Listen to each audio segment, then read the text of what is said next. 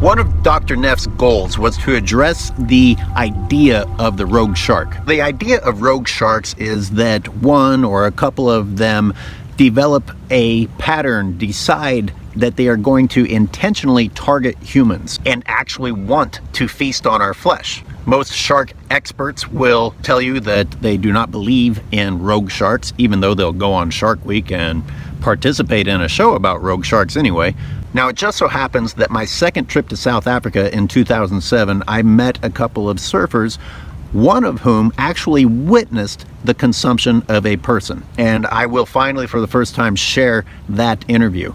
That was in a place called Hoek, which has not only one, but two apparent consumptions of a human body by a white shark. And what do you know? Dr. Neff is well versed on what happened there. So after listening to these interviews, you tell me what you think about the theory of the rogue shark.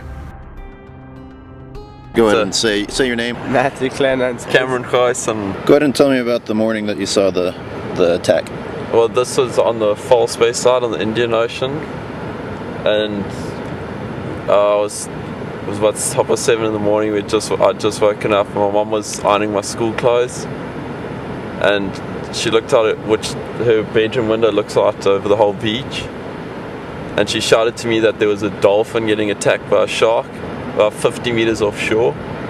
So I quickly grabbed the binoculars to see what was going on, and it ended up being a lady lying face up in the water, and I saw the shark. It came back for her about 3 times. And the second time it took a chunk out of her side, and then the third time it completely devoured her. The shark, the first time I think it took her, I think it was her left side out. That's what I could see. And then it disappeared for about 5 minutes, and then it came back a second time, and it almost jumped out over her legs, and then came back from underneath and took her right side out. And then it disappeared again for about 2 minutes, and then it came back and was like really aggressive and just shaking around. It just took her underwater, and that was it. Yeah, that's the last we saw of her. There's nothing left. Pool of blood? Pool of blood, and that was it. And her swimming cap. That's all I saw. Just like in the movies. It was, that's all that was left. So tell me, as a surfer, someone who shares the water with a shark, how do you get back in the water after witnessing that? For the first few weeks, I never went back to that same beach. But about 2 months later, I actually did surf in that exact place where she was attacked. And it was, I don't know, I just didn't really think about it. Just try not to think about things like that. Yeah, that's it. Is there something specific you want to accomplish? I wanted to address the rogue shark theory. That was one of the things that I wanted to do. I just could not get over that that there was this, Jaws shark that was still lurking out there, and we were still taking, using a scientific frame to have a conversation about it. And we already talked about Hoek, and I've been there 3 times, and my understanding is that they've had not only bad luck, but such bad luck that there have been 2 consumptions there. Is that at all tipping towards evidence of a rogue shark? No, it isn't. I mean, there's 2 cases. There's Lloyd Skinner, and then there's the tragic incident of Tina Webb. And you've got Tina Webb happens in 2004. Lloyd Skinner happens in 2010. So to assume that the same shark, separated by 6 years, in roughly the same area, at the same beach, did something, I think stretches possibility. I know that the facts are that these are 2 consumptions at the same beach, but the fact is also that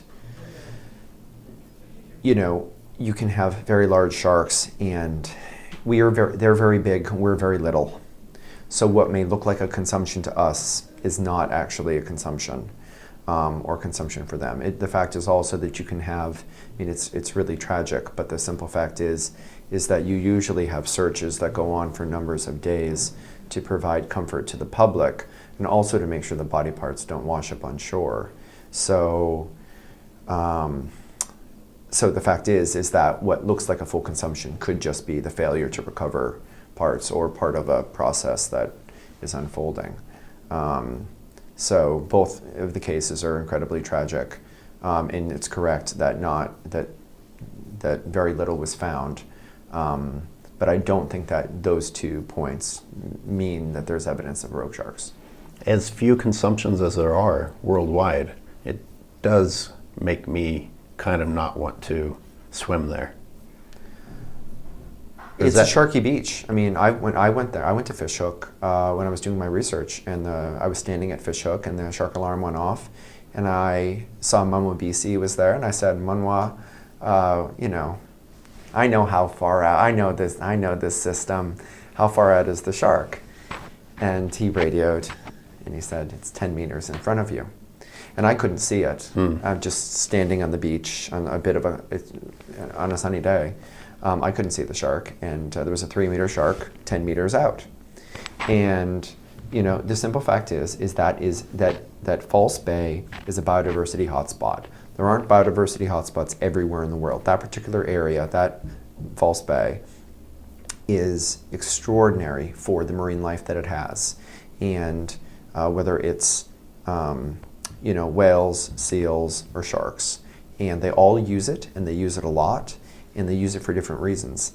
So that's a high-trafficked area for marine life, and I think you've got to know that when you go to that beach. I've said this a lot, and I'll say it again now. Sharks being the incredible predators that they are, and us not being so physically impressive, especially when we go in the water, I don't really understand how sharks couldn't have gotten better or adapted to targeting us as an easy food source by now if they in fact wanted to. And to draw a conclusion that one human desiring shark comes back looking for someone to eat and is only able to accomplish that goal twice ever just doesn't add up. How do you explain that? The shark just wasn't fast enough to grab the people that are in the water? Maybe its teeth were dull that day?